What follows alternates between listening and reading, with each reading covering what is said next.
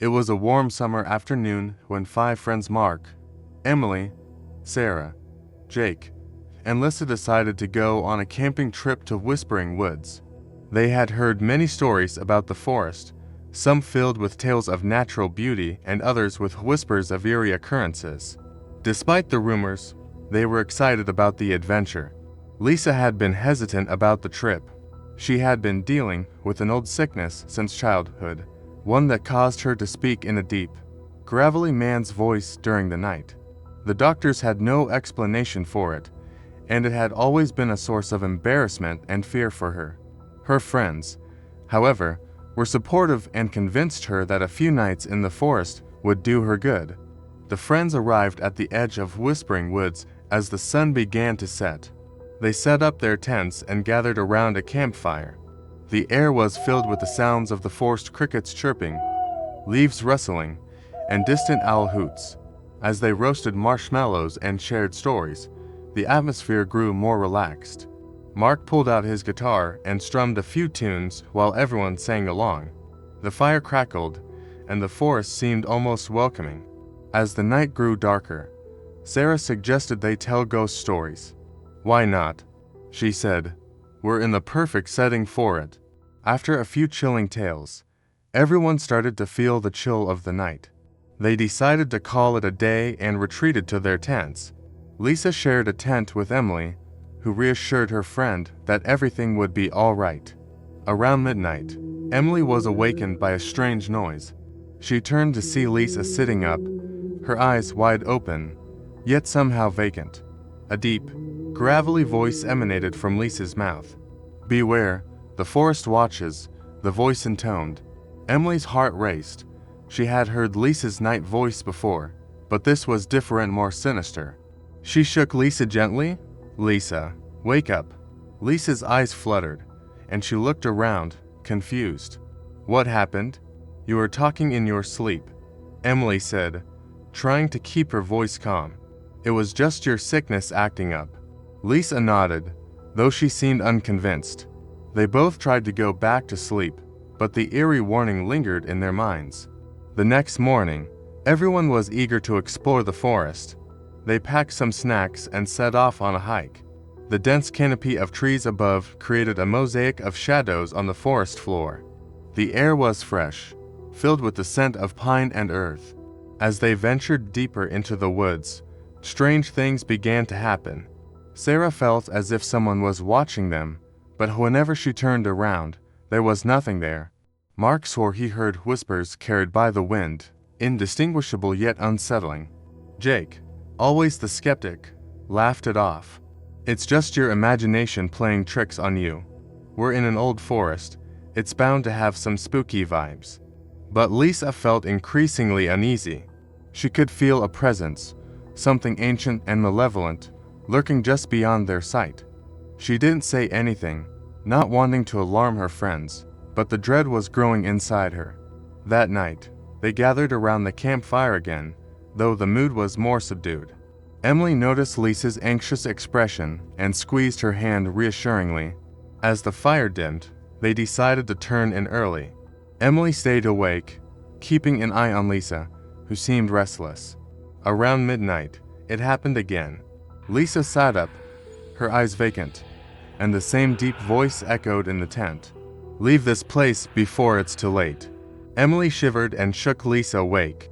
This time, the others heard it too and gathered outside the tent, concerned. "What's going on?" Jake asked, worry creasing his brow. "Lisa's sleep-talking again," Emily explained.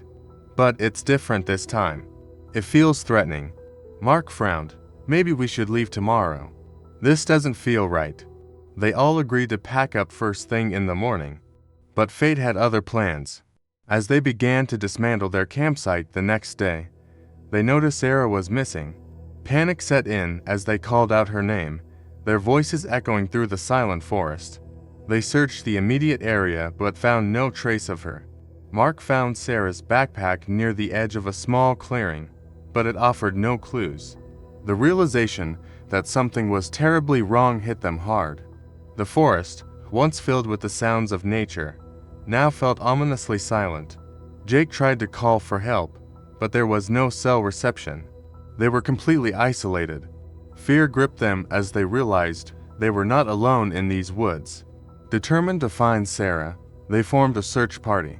Mark, Jake, and Emily scoured the forest while Lisa stayed at the campsite, too frightened to move. As they ventured deeper, the forest seemed to close in around them. Shadows danced in the corner of their eyes, and the whispers grew louder. They called out for Sarah, but there was no response. Hours passed, and just as they were about to give up hope, Emily found a piece of Sarah's scarf caught on a branch. It led them to an old, abandoned cabin hidden deep in the woods. The cabin was decrepit, its wooden walls rotting and covered in moss. The windows were shattered, and the door hung ajar. A sense of foreboding washed over them as they approached.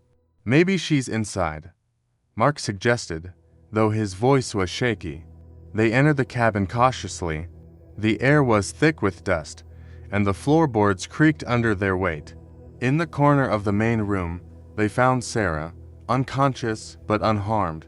"Sarah," Emily cried, rushing to her friend. Sarah stirred and opened her eyes, disoriented. "What happened? Where am I?" "We found you in this cabin," Mark explained. "Do you remember anything?" Sarah shook her head. "No, I was just walking and then nothing." As they helped Sarah to her feet, Lisa's voice suddenly cut through the silence, but it wasn't her voice, it was the deep, gravelly voice again. "You should have left when you had the chance." Everyone froze. Lisa's eyes were vacant once more, and her body was rigid. "Who are you?" Jake demanded. "What do you want?" The voice laughed, a cold, chilling sound. "This forest is mine.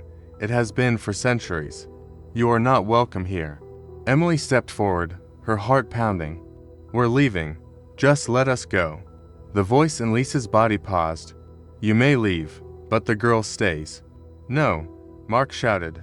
"We're not leaving without her." Lisa's body convulsed, and she collapsed to the floor. When she awoke, she was herself again, tears streaming down her face. Realizing they had no choice but to flee, they carried Lisa and Sarah out of the cabin.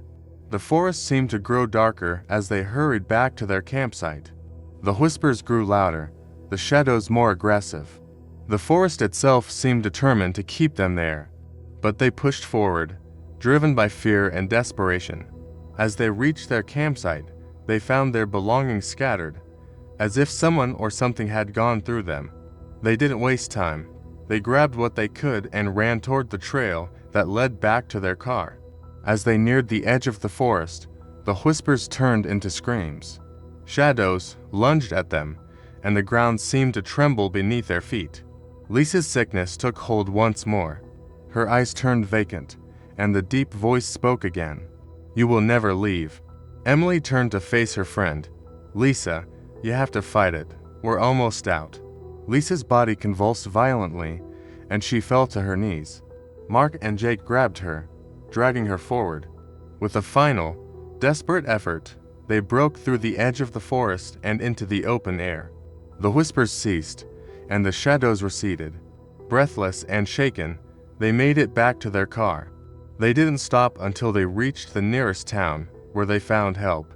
Lisa's condition improved once they were away from the forest. She still struggled with her sickness, but the deep, malevolent voice never returned.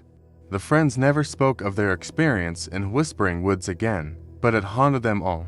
They knew they had narrowly escaped something ancient and evil. Emily's book, Whispering Woods, Echoes of the Past, had not only become a bestseller, but had also drawn the attention of scholars and paranormal enthusiasts worldwide.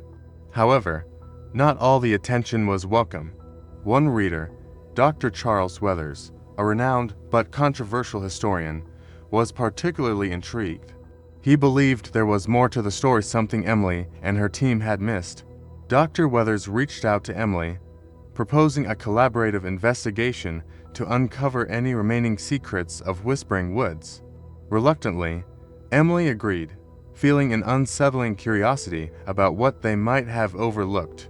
Emily, along with Dr. Weathers and her original team Chris, Anna, and Sophie returned to Whispering Woods.